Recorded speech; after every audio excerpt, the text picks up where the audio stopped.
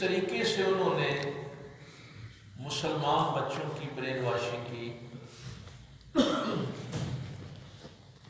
کہ جب اسکولوں میں بریک کا وقت ہوتا تھا تو مسلمان بچوں کو ایک کمرے میں علیحدہ بٹھا دیا جاتا اور ایک جگ اور ایک گلاس جو ہے وہ رکھ دیا جاتا، جگ میں دودھ ہوتا تھا۔ تو ان کی میڈم آ کے چھوٹے معصوم بچوں سے کہہ دی کہ اپنے اللہ سے کہو کہ اس جگ میں سے دودھ وہ تمہیں گلاس میں ڈال کے دے۔ تو بچے معصوم ہوتے تھے، وہ کہتے تھے کہ اللہ تو یہ نہیں کام کرتا۔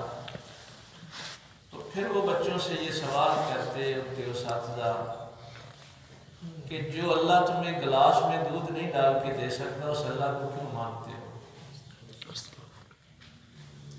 تو یہ طریقہ کار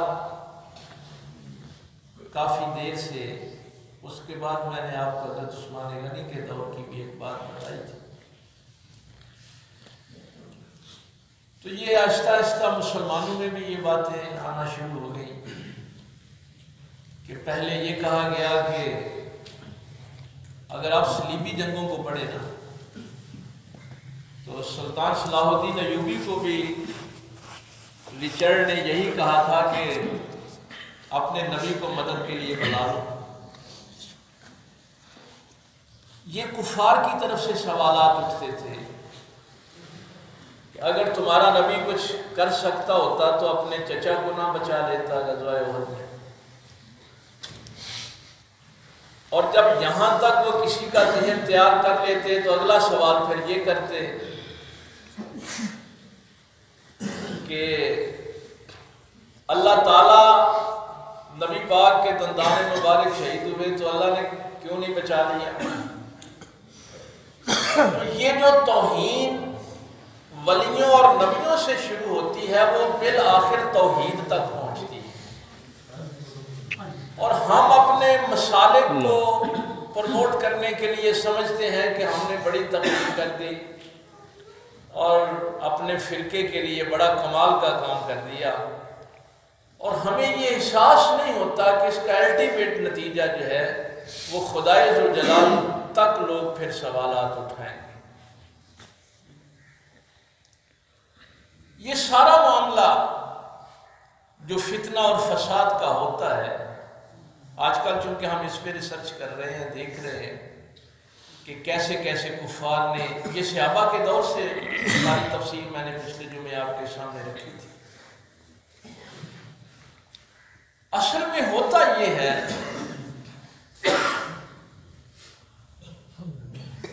کوئی بھی چیز، یہ نہیں کہ انسان، کوئی بھی چیز جب اپنی حد سے باہر نکلتی ہے تو فساد کرتی ہے۔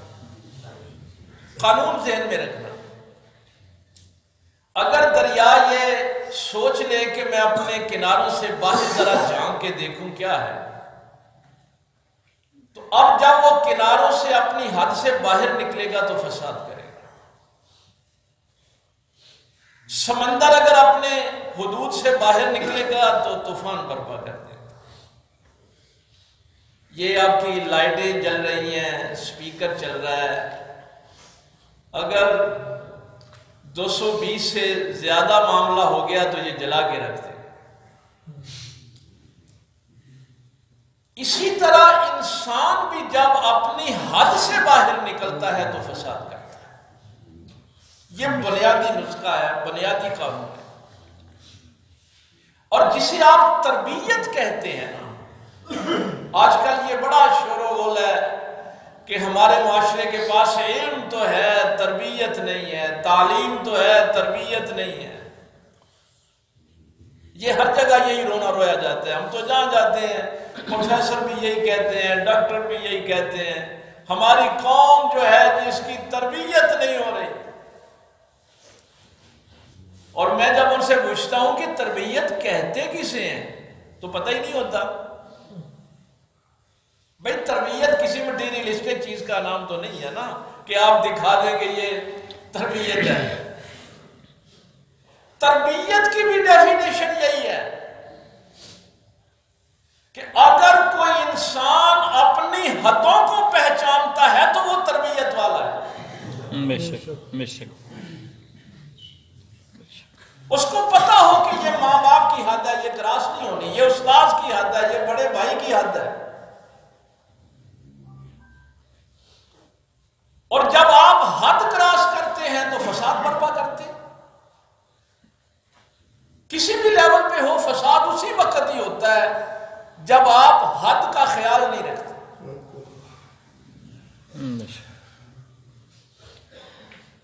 اور علم کا تو پتہ نہیں کیسے لوگ کہہ دیتے ہیں. میں ادھر آپ کے علاقے کا ہی ہائر سیکنڈری اسکول ہے، وہاں میں بھی وہ دوستوں نے بلایا تھا تو وہ دونوں ہی اپنے آپ کو بڑا مولوی سمجھتے تھے. اب وہ بحث کس بات پہ کر رہے ہیں؟ رفع یدین پہ بحث کر رہے ہیں اور ایک دوسرے سے دلائل پوچھ رہے ہیں. اس نے کہا تم نے یہ حدیث کہاں سے پڑھی ہے؟ اس نے کہا جی میں نے تو مسند امام اعظم سے پڑھی ہے. اب علم کا یہ جو کہتے ہیں نا کہ علم بڑا ہو گیا ہے، پتہ نہیں کہاں آ گیا علم. یہ جو مبلغین اپنے آپ کو علماء کہتے ہیں میں ان کا حال بتا رہا ہوں. اور دوسرا اس سے یہ کہہ رہا تھا کہ امام اعظم ابو حنیفہ نے امام بخاری کا کوئی ریفرنس دیا ہے، کوئی حوالہ دیا ہے؟ میں نے کہا کچھ خدا کا خوف کھاؤ. یعنی تم لوگوں نے جا کے جمعے بھی پڑھانے ہیں، لوگوں کو تقریر بھی کرنی ہے. وہ بے وقوف آدمی، تجھے یہی نہیں پتا کہ امام اعظم ابو حنیفہ 80 ہجری میں پیدا ہوئے اور امام بخاری 205 ہجری میں پیدا ہوئے. اب امام اعظم ابو حنیفہ جو ہیں وہ امام بخاری کے حوالے دیں گے. یہ حالت ہے ہماری. بھائی امام اعظم ابو حنیفہ تو تابعی ہیں، انہوں نے صحابہ کی زیارت کی ہے. ان کو کوئی ضرورت نہیں ہے 5-6 سنتوں کی کہ میں نے فلاں سے سنا، میں نے فلاں سے سنا، میں نے فلاں سے سنا، پھر وہ کی صحابی تک پہنچے. وہ تو ڈائریکٹ صحابی سے پوچھتے ہیں.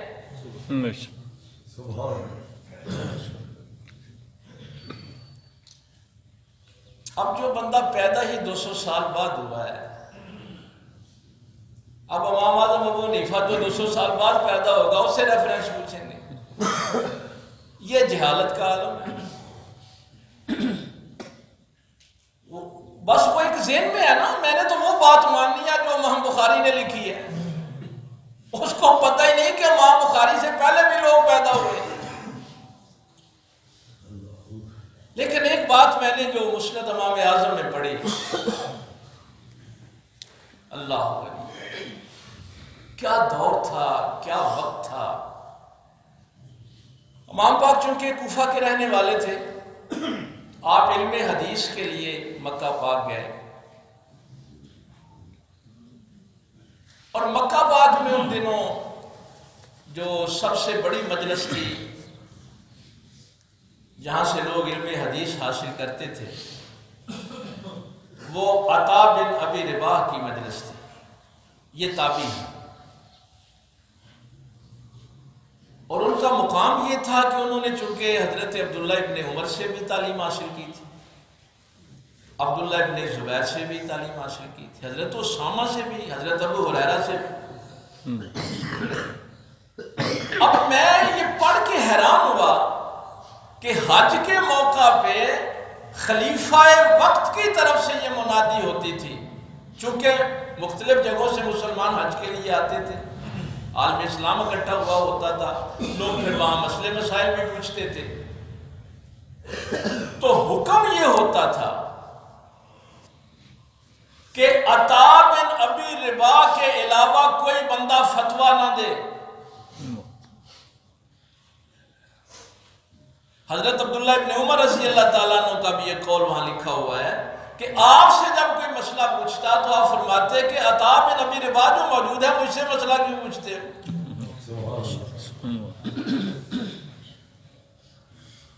اب وہاں کوئی بندہ یہ نہیں کہہ سکتا کہ میں نے بھی صحابہ سے باتیں سنی ہیں، میں بھی ان کی مسئلہ بتا دوں۔ ہر کسی کو یہ اختیار نہیں ہوتا کہ وہ اٹھ کے فتوے دینے شروع کرے یا مسائل، جو بھی اس علم کا ماہر نہیں ہے اگر وہ فتویٰ دے گا تو بربادی کرے گا۔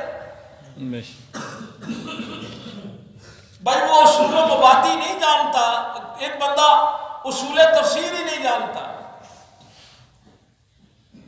میں دو باتیں صرف عرض کر دوں، ایک بندے نے اصول تفسیر کی کوئی کتاب نہیں پڑھی، اب اس کو یہ پتہ ہی نہیں ہے کہ قرآن میں دو قسم کی آیات ہیں، محکم بھی ہیں متشابہات بھی۔ وہ محکم اور متشابہ میں فرق ہی نہیں کر سکتا اور اٹھ کے تقریر کرنی شروع کر دیتا ہے۔ یہ ہے حد سے باہر نکلنا، اور شوق یہ ہے کہ میری شہرت ہو۔ آپ میں سے کتنے لوگ ہیں جو مجھے فون کرتے ہیں، مسائل پوچھتے ہیں، جتنا مسئلہ مجھے پتا وہ بتاتا ہوں۔ میں فتویٰ نہیں دیتا اس لیے کہ میں دارالافتاء کا طالب علم بھی نہیں ہوں، میں نے فتویٰ لکھنا سیکھا ہی نہیں ہے، یہ میرا فیلڈ ہی نہیں ہے۔ یہ آج کے جمعے میں اگر کوئی آپ چیز یاد رکھ نہ بھی سکیں تو یہ بات یاد رکھیں کہ معیار کیا تھا اس وقت۔ امام پاک جب گئے اور اس کی کہ میں علم حدیث حاصل کرنا چاہتا ہوں، تو عطا بن ابی رباح نے فرمایا کہاں سے آئے ہو؟ میں کوفہ سے آیا ہوں، اپنا عقیدہ بیان کرو۔ میں جب اس کو پڑھ رہا تھا میں بڑا حیران ہوا کہ جب ہم عقیدے کی بات کرتے ہیں تو یہی ہوگا کہ میں توحید پر یقین رکھتا ہوں، رسالت پہ، آخرت پہ، عقیدے کی بنیادی چیزیں یہی ہیں۔ لیکن امام اعظم ابو حنیفہ نے عقیدہ کہاں سے شروع کیا؟ آپ نے اپنے استاد مکرم سے کہا کہ میرے عقیدے کی بنیاد یہ ہے کہ میں اپنے بڑوں کو برا نہیں کہتا، میں اپنے اسلاف کو برا نہیں کہتا۔ دوسری بات، میں گناہگار کو کافر نہیں کہتا۔ آج کل یہی کچھ ہو رہا ہے نا، فلاں نے فلاں گناہ کیا اور کفر کا فتویٰ دے دیا۔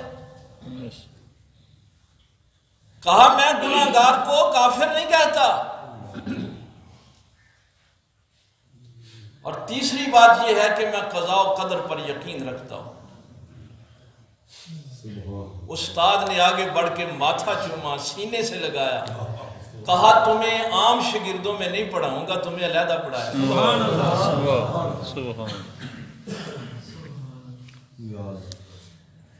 آج کل ہمارے ہاں سلسلہ یہی ہے کہ جب تک ہم بڑوں کو برا نہ کہہ لیں اس وقت تک ہم سمجھتے ہیں ہماری شہرت ہی نہیں ہوگی۔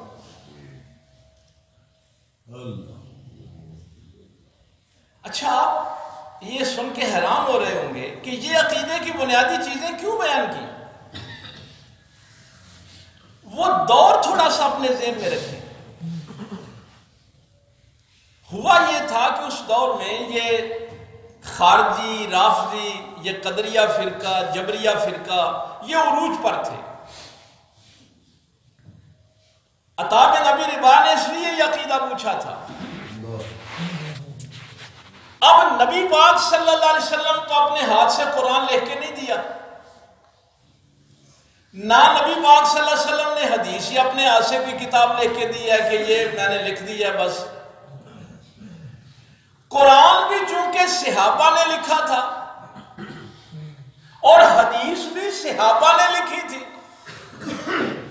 اور اس دور میں یہ چونکہ جبریہ اور قدریہ اور خارجی فرقے جو تھے یہ صحابہ پر کفر کی تہمتیں لگا رہے تھے، جیسے خارجی حضرت علی کو کافر کہتے تھے، اللہ یاد باللہ،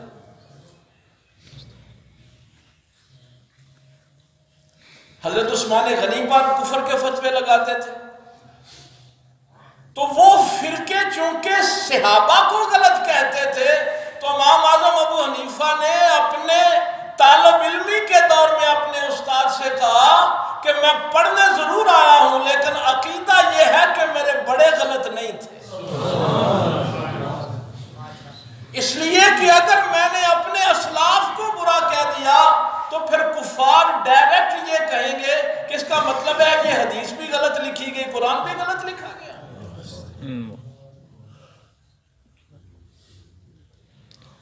تو استاد اس بات سے خوش ہوئے کہ کم از کم بڑوں کی حیا تو رکھتا ہے۔ وہ جو بات ہم پچھلے جمعے کر رہے تھے کہ یہ ایک تسلسل ہوتا ہے توحید پر ضرب لگانے کا، اللہ کی توہین کرنے کا، کہ صحابہ کو برا کہو اور اس کے بعد کہو کہ صحابہ نے تو ڈائریکٹ نبی پاک صلی اللہ علیہ وسلم سے تعلیم حاصل کی تھی، اگر وہ پہلے شاگردی صحیح نہیں رہے تو باقیوں نے کیا کرنا ہے؟ پھر تو سارے کا سارا اسلام کا نظام کوئی بیڑا غرق ہو گیا نا۔ اصل میں جب کبھی اس پہ کوئی بندہ بات پوچھنے آئے تو اس کو یہ میں حدیث، چونکہ اس حدیث کو ام الاحادیث کہا جاتا ہے، حدیث جبریل بھی کہا جاتا ہے، اور احادیث کی تمام کتب میں اس کو لکھا گیا ہے کہ ایک صاف ستھرے لباس والا ایک شخص محفل میں آیا، اجازت طلب کی، پھر اس نے پوچھا یا رسول اللہ صلی اللہ علیہ وسلم میں قریب آ جاؤں؟ سرکار نے فرمایا آ جاؤں۔ پھر اس نے یہ کہا کہ میں اور قریب آ جاؤں؟ سرکار نے فرمایا آ جاؤں۔ پھر اس نے بیٹھنے کی اجازت مانگی، دو زانو ہو کے بیٹھا اور سرکار کے زانوں کے ساتھ اس نے اپنے جو تھے وہ ملا لی اور پوچھا مال ایمان، یا رسول اللہ صلی اللہ علیہ وسلم ایمان کیا ہے؟ نبی پاک صلی اللہ علیہ وسلم نے یہ جو آپ پڑھتے ہیں آمنت باللہ و ملائکتہ و کتبہ و رسلہ، یہ ایمان کی ساری چیزیں بیان فرمائیں۔ پھر اس نے پوچھا مال اسلام، اسلام کیا ہے؟ یہ 5 چیزیں، کلمہ توحید، نماز، روزہ، حج، زکوٰۃ۔ پھر اس نے پوچھا مال احسان، احسان کیا ہے؟ تو میری سرکار صلی اللہ علیہ وسلم نے فرمایا کہ احسان یہ ہے کہ عبادت ایسے کرو جیسے تم اللہ کو دیکھ رہے ہو، اور فَإِلَّمْ تَكُنْ اگر ایسا نہ ہو سکے، یہ کیفیت نہ آ سکے، تو یہ کیفیت تو ہو کہ اللہ تمہیں دیکھ رہا ہے۔ تو میں یہ اس کو چونکہ ام الاحادیث کہا جاتا ہے، احادیث کی ماں یہ حدیث ہے جس میں ایمان بھی ہے، احسان بھی، آگے پھر مسئلہ اس نے پوچھا قیامت کب آئے گی، اور ساتھ ساتھ تصدیق کرتا جاتا تھا یا رسول اللہ صلی اللہ علیہ وسلم آپ نے سچ کہا۔ تو صحابہ کہتے ہیں ہم بڑے حیران تھے کہ خود ہی سوال پوچھتا ہے، خود ہی کہتا ہے کہ یا رسول اللہ آپ نے سچ کہا۔ عبداللہ ابن عمر فرماتے ہیں کہ جب وہ شخص اٹھ کے چلا گیا تو نبی پاک صلی اللہ علیہ وسلم نے فرمایا اس کو ذرا بلا کے لاؤ۔ تو میں اٹھ کے پیچھے گیا تو وہ شخص غائب ہو گیا۔ میں نے کہا یا رسول اللہ صلی اللہ علیہ وسلم وہ تو نظر ہی نہیں آیا، وہ کون تھا؟ فرمایا جبریل تھا، تمہیں تمہارا دین سکھانے آیا تھا۔ یہ پتہ ہے اس کو حدیثوں کی ماں کیوں کہتے ہیں؟ کفار یہ کہتے تھے کہ یہ کیسے پتا چلے کہ یہ نبی پاک صلی اللہ علیہ وسلم، محمد صلی اللہ علیہ وسلم پہ جو پیغام آتا ہے یہ اللہ بھیجتا ہے یا کوئی شیطان آ کے سکھا جاتا ہے؟ بھائی یہ کیسے پتا چلے؟ کوئی ابلیس آ کے کوئی بات بتا دے کہ وہ فرشتہ ہوتا ہے یا ابلیس ہوتا ہے؟ یہ کفار کا اعتراض تھا کہ یہ کوئی قصے کہانیاں ان کو رات کو کوئی شیطان آ کے بتاتا ہے، صبح یہ لوگوں کو بتانی شروع کر دیتے۔ ان کو یہ بتانا مقصود تھا کہ یہ پیغمبر ہر فرشتے کو بھی جانتا ہے، ہر ابلیس کو بھی جانتا ہے، اس نبی کو کوئی دھوکہ نہیں دے سکتا۔ صحابہ بھی اگر نہیں پہچانتے یہ شخص کون ہے تو رسول اللہ بتاتے ہیں یہ جبریل ہے. سبحان اللہ. بھائی ویسے تو دھوکہ ہو سکتا ہے نا, اگر نبی پاک فرشتوں کو اور ابلیس سارے سب کو جانتے نہ ہو تو کوئی بھی آ کے کہے کہ یہ اللہ کی طرف سے وحی آ گئی. اب اس میں دو چیزیں تھیں, دو انسانوں کا فرق بیان کیا گیا تھا. یہ جو آپ دو لفظ استعمال کرتے ہیں نا, مشاہدہ اور مراقبہ. عبادت ایسے کرو کہ تم اللہ کو دیکھ رہے ہو. اگر یہ کیفیت ہو تو اس کو مشاہدہ کہتے ہیں. اگر یہ کیفیت ہو کہ اللہ مجھے دیکھ رہا ہے کہ اس کو مراقبہ کہتے ہیں. اب یہ دونوں برابر نہیں ہو سکتے. ایک وہ جو اللہ کو دیکھ رہا ہے. اب یہ بات نبی پاک صلی اللہ علیہ وسلم کی, خیر القرون کرنی, میرا زمانہ بہترین زمانہ ہے. پھر وہ زمانہ جو میرے زمانے سے جڑا ہے صحابہ کرام کا, پھر وہ جو اس کے ساتھ جڑا ہے تابعین کا. تو امام اعظم ابو حنیفہ اصل میں یہ کہہ رہے تھے کہ آج کا بندہ ان کے برابر کیسے ہو سکتا ہے جنہوں نے خدا کو دیکھا تھا, اور آج ہم تو مراقبے میں ہیں, صرف یہی کہتے ہیں کہ اللہ ہمیں دیکھ رہا ہے. سبحان اللہ, سبحان اللہ. بے شک وہ مشاہدے والے تھے, ہم مراقبے والے. بے شک, بے شک. تو عرض کی کہ استاد جی میرا پہلا عقیدہ یہ ہے کہ میں اپنے بزرگوں کو, اسلاف کو برا نہیں کہتا. سبحان اللہ. میں گناہگار کو کافر نہیں کہتا.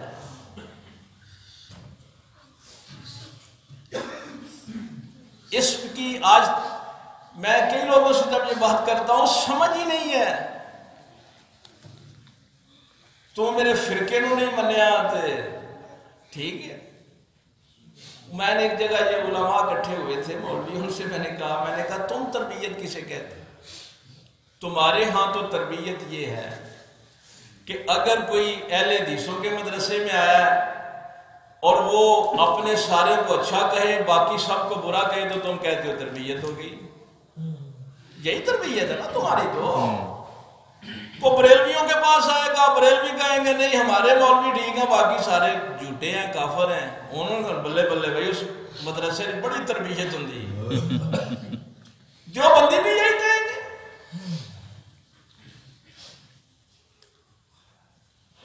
اگلے دن میرے ایک استاد ٹیچر ہی 5-6 دن ہوئے رات کو آئے, کہنے لگے, وہ ایک مرزا ہی مجھے ملا, کہنے لگا جی آپ مجھے کافر کیوں کہتے ہیں؟ کہنے لگا ہمارے اسکول میں ٹیچر ہی تھا, تو وہ مجھے کہنے لگا ہمیں کافر کیوں کہتے؟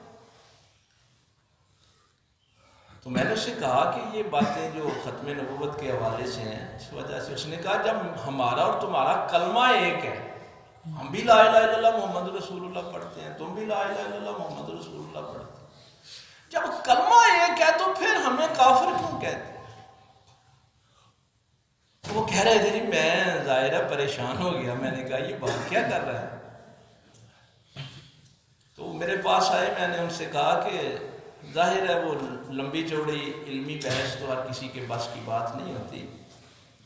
تو میں نے ان کو یہی پہلے سپارے والی آیت جو تھی نا, میں نے کہا یہی تو قرآن کریم ابتدا میں یہ بات کر رہا ہے. وَإِذَا قِيلَ لَهُمْ آمِنُوا كَمَا آمَنَ النَّاسُ قَالُوا أَنُؤْمِنُ كَمَا آمَنَ السُّفَهَاءُ. میرے پیغمبر کے دور میں 2 لوگ ہیں کلمہ پڑھنے والے, ایک صحابہ کلمہ پڑھتے ہیں, ایک منافقین کلمہ پڑھتے ہیں. بھائی دونوں کا دعویٰ یہی ہے نا کہ ہم کلمہ پڑھتے ہیں. اب میرے اللہ نے ایک معیار مقرر کر دیا اور قرآن میں لکھ دیا, فرمایا ان سے کہو منافقین سے ایسے کلمہ پڑھو جیسے صحابہ نے پڑھا ہے.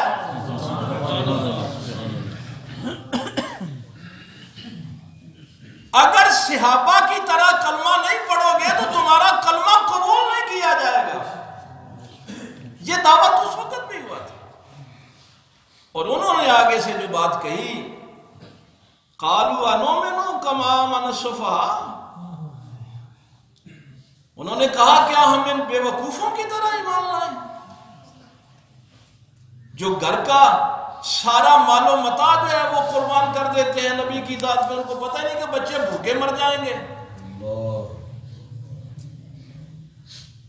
اپنی جان قربان کر دیتے ہیں، اپنے مستقبل کی فکر نہیں ہے۔ نبی پاک وضو کرے تو پانی نیچے سے اٹھاتے پھرتے ہیں ان لوگوں کی طرح۔ میرے اللہ نے فرمایا الا انہم هم السفہاء،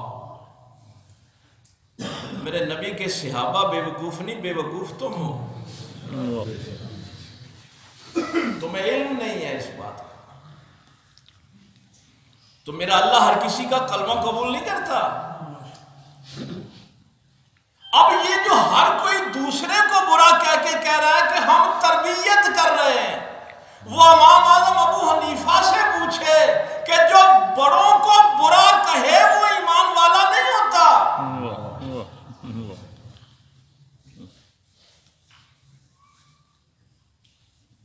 نواب صادق کہتا ہے کہ ریاست باولپور کا مالک تھا کہ سر سکندر کے ساتھ میں انگلینڈ کے دورے پہ تھا۔ ان دنوں میری ریاست میں ایک کیس چل رہا تھا، ایک بندہ مرزئی ہو گیا، قادیانی ہو گیا، تو وہ جو گھر والے تھے انہوں نے کہا کہ ہم نے اپنی بیٹی کو تیرے ساتھ رخصت نہیں کرنا اس لیے کہ تو کافر ہو گیا ہے۔ یہ پارٹیشن سے پہلے کی بات ہے، یہ کفر والا معاملہ تو 74 میں ہوا تھا، لیکن ایمان والے لوگ اس وقت بھی موجود تھے۔ تو جج صاحب کے پاس یہ دلائل جو تھے وہ اکٹھے ہو گئے، پھر 100 صفحات کا وہ فیصلہ لکھا گیا، علی اکبر ان کا نام تھا۔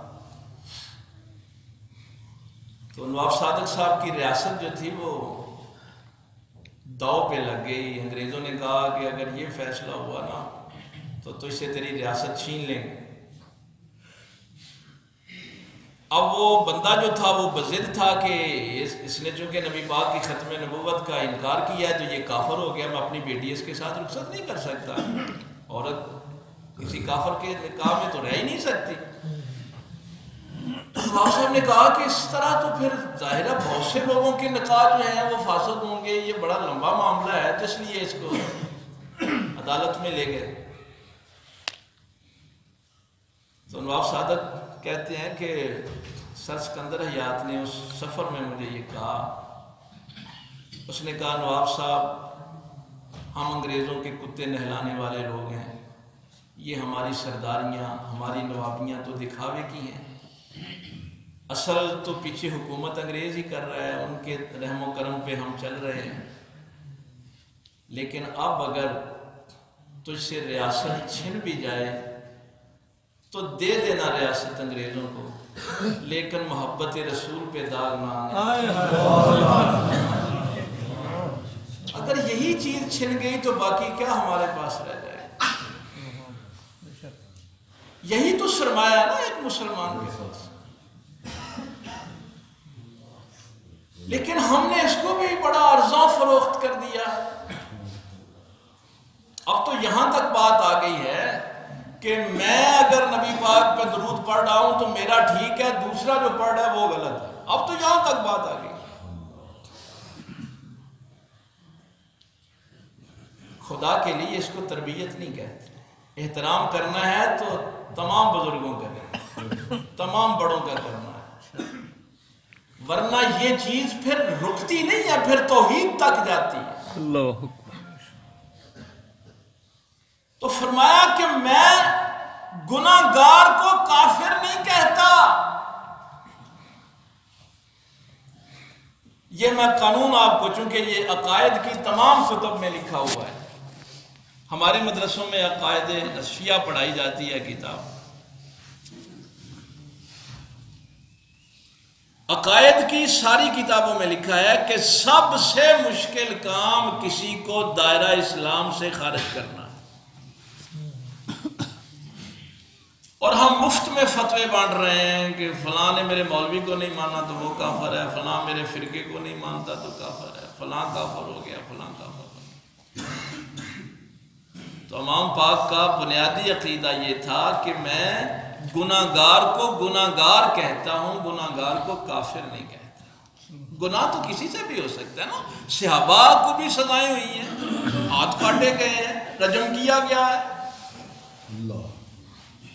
یہ تو جہاں انسان ہوگا وہاں غلطی تو ہوگی۔ تیسری جو بات آپ نے فرمائی تھی کہ میں قضاء و قدر پہ یقین رکھتا ہوں، یہ اس دور کے دونوں جو بڑے فرقے تھے، جبریہ اور قدریہ، یہ اصل میں واقعہ کربلا کے بعد انہوں نے اس بات کو بڑا اچھالا تھا۔ جبریہ فرقے نے انہوں نے کہا کہ اگر امام حسین رضی اللہ تعالیٰ عنہ پہ یہ ظلم ہوا ہے تو یہ اللہ نے لکھا ہوا یہ ایسے تھا، بھائی اللہ نے ایسے لکھا تھا، ہم ظلم کرنے پہ مجبور تھے اور امام حسین ظلم سہنے پہ مجبور تھے۔ یہ ایک فرقہ ہے، کبھی موقع ملا تو میں تفصیل سے ان کے عقائد آپ کو بتاؤں۔ دیکھیں یہ کیسے لوگوں کو گمراہ کیا جاتا تھا۔ وہ کہتے تھے کہ بندہ اپنے افعال میں اختیار ہی نہیں رکھتا،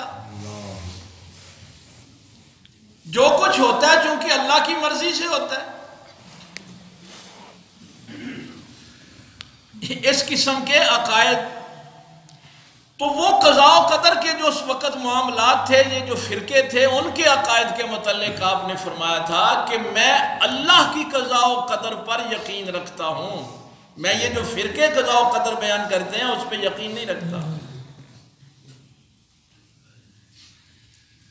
مجھے میرے ارادے کی، یعنی آدھا دین، پتہ کس حدیث کو کہا جاتا ہے؟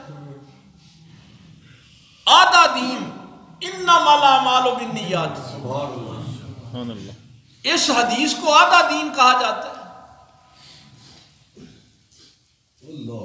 کہ میں اپنے ارادے پہ اختیار رکھتا ہوں۔ اگر میں نے کسی کی چوری کی ہے، ڈکیٹی کی ہے، قتل کیا ہے، مال چھینا ہے، تو وہ جو میں نے ارادہ کیا ہے چوری کا، اس کی پکڑ ہے مجھے۔ وہ جو میں نے کسی کو قتل کرنے کا ارادہ کیا ہے، اس کی پکڑ ہے مجھے۔ یہ ارادے کا اختیار میرے پاس تھا۔ لیکن کمال، یہ جملہ پہلے بھی میں نے کئی دفعہ آپ کو عرض کیا ہے، لیکن اپنا ایمان تازہ کریں کہ یہ سب سے پہلے ابن زیاد نے سیدہ زینب سے کہا تھا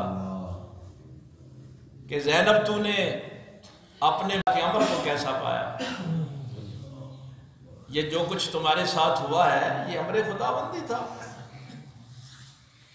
اور اس نے یہ آیت بھی ساتھ پڑھی، پھر وَتُعِزُّ مَن تَشَاءُ وَتُذِلُّ مَن تَشَاءُ، یہ آیت بھی قرآن کی پڑھی۔ اپنے بزرگوں کو برا نہ کہنا یہ اس لیے ضروری ہے کہ جو قرآن خارجی پڑھتے ہیں وہ اللہ کو قبول نہیں، جو قرآن علی پڑھتا ہے وہ اللہ کو قبول نہیں۔ جو قرآن پڑھ کے عبداللہ ابن عمر کو بدعتی کہا جائے وہ قرآن اللہ کو قابل قبول نہیں ہے۔ صراط الذین انعمت علیہم، اس جملے کو کبھی نہیں بلانا ورنہ گمراہ ہو جاؤ گے۔ ان لوگوں کا راستہ جن پہ تیرا انعام ہوا ہے۔ تو اس نے کہا کہ یہ حسین کے ساتھ جو کچھ ہوا ہے یہ اللہ کے امر سے ہوا ہے۔ اب بتا کہ جب اللہ کا امر ہی تمہارے خلاف تھا، اللہ کی مرضی تمہارے خلاف تھی، لیکن وہ چونکہ قرآن والے ہیں نا، قرآن کو سمجھتے ہیں۔ بڑا کمال کا جواب۔ اللہ، میری زندگی میں یقین جانی اس جملے سے انقلاب آیا تھا، ایمان کی پختگی ملی تھی۔ سیدہ پاک نے فرمایا ابن زیاد تو کیا سمجھتا ہے کہ میں اپنے اللہ کا گلہ کروں گی کہ میرے اللہ نے میرے بھائی کو مروا دیا، میرے بھتیجے مروا دیے، ہمیں ختم کروا دیا۔ سن غور سے، میرے اللہ پہ اعتراض نہ کر۔ اگر تو یہ کہتا ہے کہ بتا تو نے اللہ کے امر کو کیسا پایا، تو پھر سن، ہم نے اپنے اللہ کی بارگاہ سے خیر کے سوا کچھ نہیں پایا۔ سبحان اللہ۔ ہم نے اپنے اللہ کی بارگاہ سے خیر کے سوا کچھ نہیں پایا۔ یہ تھا قضاء و قدر پہ یقین کا معاملہ۔ اس لیے میرا اللہ فرماتا ہے وَلْتَكُن مِّنكُمْ أُمَّةٌ يَدْعُونَ إِلَى الْخَيْرِ يَأْمُرُونَ بِالْمَعْرُوفِ وَيَنْهَوْنَ عَنِ الْمُنکَرِ۔ اس امت میں سے ایک گروہ تو ایسا رہنا چاہیے، بڑی کمال کی آیت ہے یہ چوتھے پارے کی جو سنا رہا ہوں، ایک گروہ تو ایسا ہو یدعون الی الخیر، جو لوگوں کو بھلائی کی دعوت دیتا، لوگوں کو خیر کی بات کہتا۔ یہ نہ ہوتا ہے کہ میں جڑا درود پڑھا ہو ٹھیک ہے، تجھے جڑا پڑھا ہو غلط۔ دوسرے کے درود کی بھی قدر کرو، دوسرے کی نماز کی بھی قدر کرو، عزت کرو بزرگوں کی، اسلاف کی، ورنہ یہ فتنے اور یہ فساد بڑھتے جائیں گے۔ اگر ان کو آپ نے رکاوٹ نہ لگائی تو اب یہ حال ہو گیا ہے۔ کچھ لوگوں نے کہا جی ہم تو صحابہ نے چونکہ بیان کیا حدیثیں ہم لینے کے لیے تیار نہیں۔ میرے نبی کی ذات سے یہ دونوں چیزیں، آخری جملے عرض کر رہا ہوں، وقت ہو گیا ہے، قرآن بھی صحابہ کے ذریعے سے ہم تک پہنچا بے شک، اور حدیث بھی صحابہ کے ذریعے سے ہم تک پہنچی۔ لَقَدْ كَانَ لَكُمْ فِي رَسُولِ اللَّهِ أُسْوَةٌ حَسَنَةٌ۔ اب زندگی انسان، کسی بھی انسان کی زندگی جو ہوتی ہے نا، اس کے دو پہلو ہوتے ہیں، ایک گھر کی زندگی ہوتی ہے، ایک گھر کے باہر کی زندگی ہے۔ میرے دوستوں کو یہ نہیں پتا کہ میرے گھر کے، میرے بیوی بچوں کے، میرے بہن بھائیوں کے معاملات کیا ہیں، وہ میرے بہن بھائی جانتے ہیں، میرے بیوی بچے جانتے ہیں۔ اب نبی کی چونکہ ساری زندگی نمونہ ہے، یہ جملہ ذہن میں رکھنا ہے۔ اگر نبوت کا دروازہ اندر کی طرف کھلے تو ان کو اہل بیت کہتے ہیں۔ نبوت کا دروازہ اگر اندر کی طرف کھلے تو ان کو اہل بیت کہتے ہیں، اور نبوت کا دروازہ باہر کی طرف کھلے تو ان کو اصحاب رسول کہتے ہیں۔ اب مکمل اسوہ میرے نبی کا نہ صحابہ سے مل سکتا ہے نہ اہل بیت سے مل سکتا ہے، دونوں کو مانیں گے تو ملے گا۔ گھریلو زندگی مجھے اہل بیت سے پتا چلے گی اور باہر کی زندگی مجھے صحابہ سے پتا چلے گی۔ بستر رسول پہ علی لیٹے ہیں اور غار تک ابو بکر صدیق لے کے آئے۔ وہ اندر کے معاملات کا علی کو پتا ہے، غار کے معاملات کا ابو بکر کو۔ سبحان اللہ۔